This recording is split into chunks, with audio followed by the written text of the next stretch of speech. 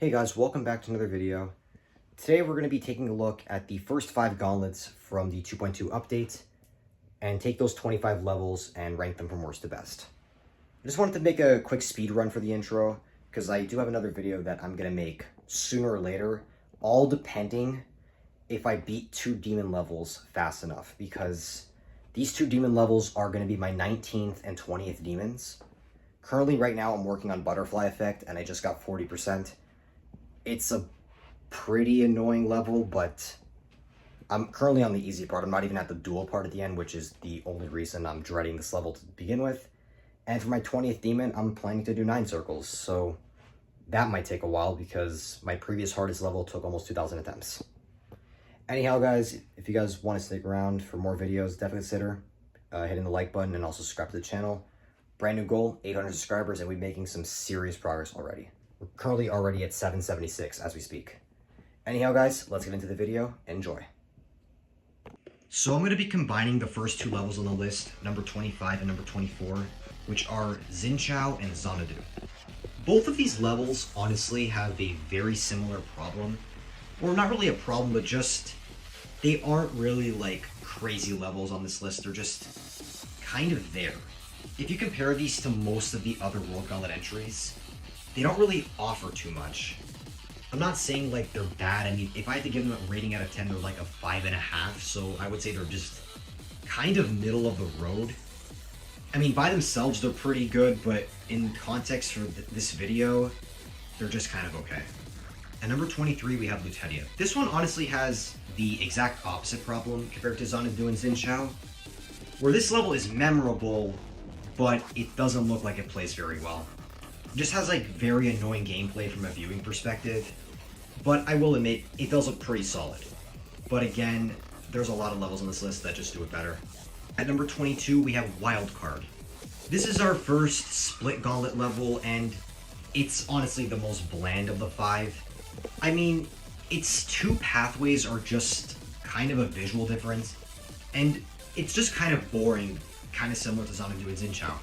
It doesn't offer too much. It's, again, just kind of there. At number 21, we have Fizzy Fossils. This one's kind of interesting in the sense that it doesn't have a set location like the other World Gauntlet levels do. So I don't even know what the theming is supposed to be. It's supposed to be like a prehistoric level, and I see a lot of fossils. Maybe it's around fossil fuels? I mean, there is oil in one of these parts, so I guess so. But in terms of the level itself, it's one of those levels that's harder than it looks. And I have experience from that because the beginning with the slow flying part, there are rocks that look like you can stay on them, but they're actually spikes in disguise. As the level itself, it's okay except for this one part where it just looks really bad. At number 20, we have Nivelle. So this is like the outer space of the 2.2 gauntlets, similar to how it's the introduction level. Obviously, it's kind of weird to have this near the bottom of the list, but it's just another decent level. I don't really have much to say about Nivelle, it's just okay. I'm going to be combining these next 2 levels, number 19 and number 18. We have Afterlife, followed by Snowflies and Fog. Both of these levels are honestly better to watch than they are to play, because I actually tried Snowflies and Fog. It's stunning, obviously, but really boring. Like, in the sense, I get it's a 3-star, but you have levels like Infernal Arena where it still offers a decent challenge. Like, you don't have to jump like once every 10 seconds for it to be a 3-star level. Like, I don't get it. Like, demon levels today, like easy demons today, are harder than usual, but then there's the 2 and 3 stars, which are basically auto at this point. So while they look stunning, both Afterlife and Snowflies and Fog, gameplay-wise, some more substance could have been added. At number 17, we have Subdivision Zone, another level I attempted a few times.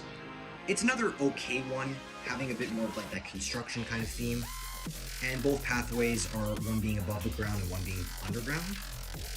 The only gripe I have with this level is it's kind of hard to tell what is an obstacle and what isn't. And really, similar to Nivelle, I don't have much to say about this level. It's just another decent one. At number 16, we have Down Under. This one I don't have much to say about either, other than it's just a solid level throughout. But there are a couple parts I'll mention. The underwater part and the part with the giant spider in the background. I just think those 2 parts are the best for the level. But other than that, like the previous couple levels, it's pretty solid. At number 15, we have Königstein, if that's how you pronounce it. I like the colors of the level, the purple mixed with orange and some bright yellow. I think that color combo works very well. The only problem I have with Königstein is the gameplay itself. Well, not necessarily the gameplay, but just it's kind of hard to sight read. The gameplay might not be that bad, but again, kind of hard to sight read, and at the same time, it is another medium demon, so it's not just going to be a level that's going to go easy on you, which is not the case for the next level on this list. Similarly, at number 14, we have Ruta del Sol. This one has a similar problem, but it's not about how sight readable it is. Now it's just the gameplay itself. Apparently, from a few videos I've watched, the gameplay of this level is really bad. It only sneaks up above Königstein because I think the decoration in this level is actually amazing, like most of the levels on this list. However, something about this one with the art style, it just feels unique. But again, the bad gameplay, or at least the potentially bad gameplay, because I only have like 15 or 20% on this level, does hold it down from going any higher. At number 13, we have Double Dimension. This level really isn't all looks. However, it does have its own, I guess you could say, unique kind of gimmick, where around the second half of the level, it turns into like a 3D-ish kind of space, and I just think that looks really cool. And for its two pathways, the main path uses Stereo Madness-esque kind of decoration for the 3D part, and the other path uses Dash.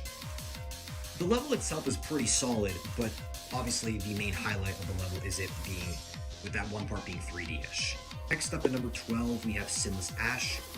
This one is a pretty deep rabbit hole for me to explain. Obviously, decoration is great, and this level having multiple boss fights brings it up a bit, but what I really like about it is it has health bars. Yeah, it's okay, that's kind of cool, but I just think it adds some more character to the level.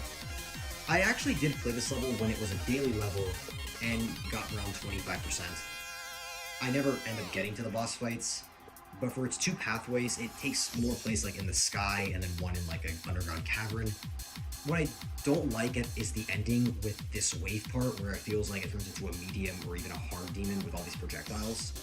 But other than that, boss fight looks incredible, and for the most part, the level flows pretty well. Next up is Pavrik at number 11.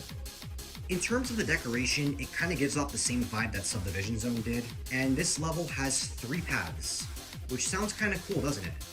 Well, by itself it is, if it weren't for the fact that that's the way you have to get the coins. To beat the level with all 3 coins, you actually have to beat the level 3 separate times. And the reason I bring this up is because this isn't some random 5 or 6 star, this is a medium demon, and not a very easy one at that. So if you are going for all the coins, good luck with that. If you really did grab all the coins, then Godspeed to you. But as a level itself, it's pretty solid. So starting off the top 10, we have Azadul. This one kind of has the same vibe as Xanadu or Zinchao, except has a better flow to it. As well as just feeling like a better final boss level than Xanadu does. Not much to really say about this level, it's really good. At number 9, we have Growing Insane. I actually had to rewatch this one because I totally forgot what it looked like, but after rewatching it, I remember why I put it this high. Not only is it like very soothing, it plays very well. And because it's a split gauntlet level, we have to mention the 2 pathways. It just changes the weather outside for the level, one being sunny, one being rainy, but both pathways work great. At number 8, we have Great White North, just another solid level. Throughout the most of it, it plays pretty well. The only gripe I have is the last part, where it goes a little bit too crazy. However, the rest of the level, great. The decoration, as usual, amazing. At number 7, Planet X. Another really solid level, but it adds something that puts it above Great White North. The last part with the inverted gravity. It just feels surreal in a sense. Like, this actually makes you feel like you're upside down or your gravity's inverted. Not like with most levels where, okay, you're just jumping upside down or whichever game mode you're doing. So that really adds to the theme and also puts it above Great White North. Alright, some people might be outraged at this next one. At number 6, we have Change of Scene.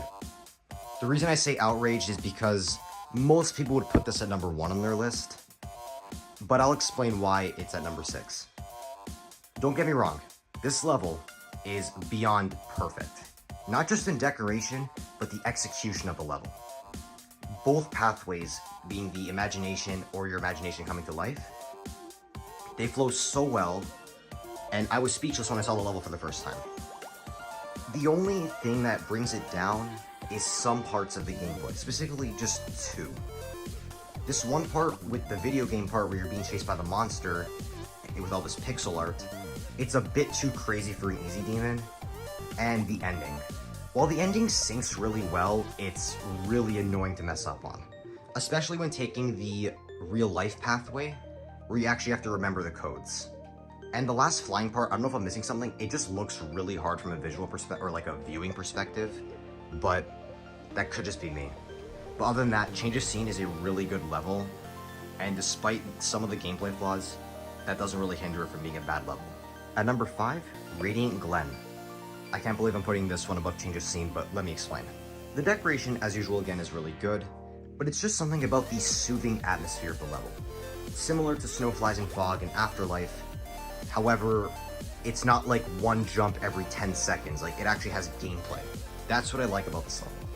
Manages to have that soothing and very calm atmosphere, taking in the scenery while also playing the game. In terms of the theming, it's like a solar-powered city or something. And the last part where it makes like the little lights make platforms appear. It's like a nice touch. Something about this level is just really good. At number 4, Kaput Mundi. This is the most recent demon I've beaten, and surprisingly only took me 100 attempts. But besides the point, this level once again looks incredible. But the gameplay of this level, yeah, okay, it may be easier than it looks, but it flows really well in this level. Like most of the World Gauntlet entries, again, looks great, but this one plays well while still being pretty sight-readable. Because most of the levels on this list, let's be honest, most of the demon levels are not very sight-readable. Especially levels like Lutetia. This level not only manages to be sight-readable, still manages to look just as good as levels like Bismarck or even Pabrik. Speaking of Bismarck, here it is at number 3. The decoration in this level is just top tier. I'm talking on the same levels of Change of Scene. There's something about this one that just, again, like Planet X, where it really encapsulates the theme. This time being, I'm gonna assume based off World War II, with all like the gunshots, the explosions, the backgrounds, all the buildings. Just something about this level just makes it deserving of the number 3 spot. I do think this level is hard to sight read, especially this one part with it's like a maze kind of. But other than that, this level is damn near perfection. At number 2, Frostburn Peak. I don't really need to describe how good this level looks, but it has a lot more than just looks. The atmosphere of the level is just something else. It's another one of those levels that feels like it should be a demon, but it's a 9-star. I bring this up to levels like Dark Drop, you know, where it feels like a demon, but nerfed down to the point where it's not a demon. That's what Frostburn Peak does, and it still manages to be really fun. And the cutscene alone should tell you how cool this boss fight is. Like, this is one of the best boss fights, not just in terms of its design, but just how it flows. It's not too long, and at the same time, plays pretty well. Maybe a little bit tough to sight read at first, but other than that, another level near perfection. And finally, at number 1, Seasonal Haven. Yep, we had a Abstract Dark level, and now we have another Abstract Dark level. This one just manages to be even better. Decoration is just on such a level of perfection. Again, I think this is on levels of Bismarck and Change of Scene. But it's the split path that makes it even better. Both of the pathways are perfected. You have what looks to be fall and also spring, both of which are just equally as gorgeous. And surprisingly, the whole level plays very well.